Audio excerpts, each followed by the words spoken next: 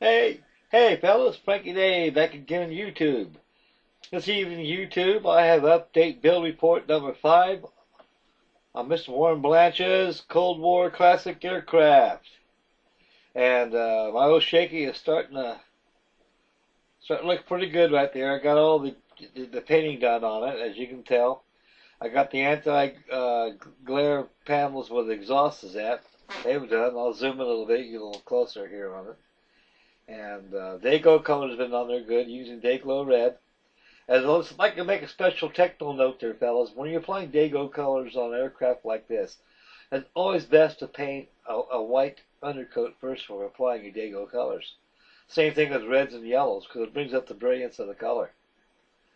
And the decals haven't been applied on the right side of the fuselage. On the port side, I've had it pretty much done. I got the mats band on the front, underneath the cockpit right there, as you can see.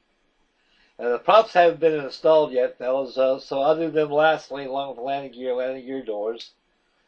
And the canopy be the very last thing I'll do on it. I do need some touch-up painting on this airplane. I noticed there's a few holidays that I must have missed somehow. So like I say, you got to go back and look at your work, folks, where you actually say it's all done, because you'd be surprised how many hits and misses that you've done on your work. So to make your work presentable and complete, it's always a good rule of thumb to make a walk around your airplane and take a visual of it and see what needs to be touched up. Now, so I got a few spots on it that needs to be touched up, and I got the wing walks I got to add on it also. So I already did those already. I used 1/16 width strips for my wing walks. Using decal paper. Same thing I did on my Herky Bird. So I made those up in advance, so that'll save time. The time-saving thing on this model in general is the portholes on it, though. They come with a decal sheet. This kit, in overall perspective as construction and building it, is that this thing here is not a kit made for the novice to build, folks.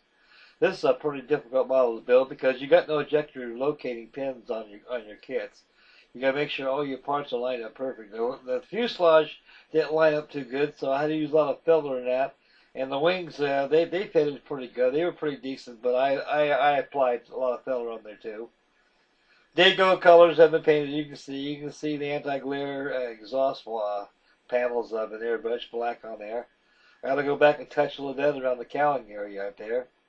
And you can see on the right side of the fuselage there, I haven't added the decals to it yet, that side there, so I'll do that tomorrow. Let my balls rest a little bit. I did enough on today already. I got 6 hours in this thing already. And tomorrow, I should have this thing done, without a shadow of a doubt. The propellers will be mounted on last. I got to paint the engine facings there using a black wash. That'll dress up the engine cylinders on there. The canopy, I'll go ahead and paint interior green and pick up some seats here, and that's what the only thing is transparency part to give you. They give you the Astrodome on top and behind the canopy, and also the canopy itself is there's only clear parts to the kit. It's a beautiful looking airplane, guys. You know, from 1/144 scale, micro scale, they say. It's the Globemaster is a big airplane. No matter what scale it is, it's going to be a big airplane. The wingspan of this thing is just a little over 15 inches. It's big enough.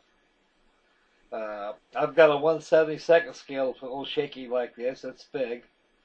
I think I'll add that to this build here too when I get finished with it. Just give you a little comparison of scales. And also the paint scheme that I used. This is a 1949 C-124 Globemaster. The A model didn't have the Astrodome, didn't have the wingtip heaters on there. This aircraft participated in the Berlin airlift.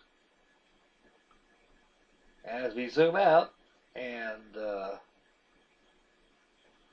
we'll have this build done tomorrow, folks. I'd like to thank everybody for tuning in, and may God bless. And we'll catch you on the next video tomorrow, and I'll start my pre-war service group build, 1935 to 1941. And that boat will be started tomorrow. And there's an ugly looking mugshot. Thumbs up. A-OK. And Again, I'd like to thank everybody for tuning in, and your comments are very wonderful.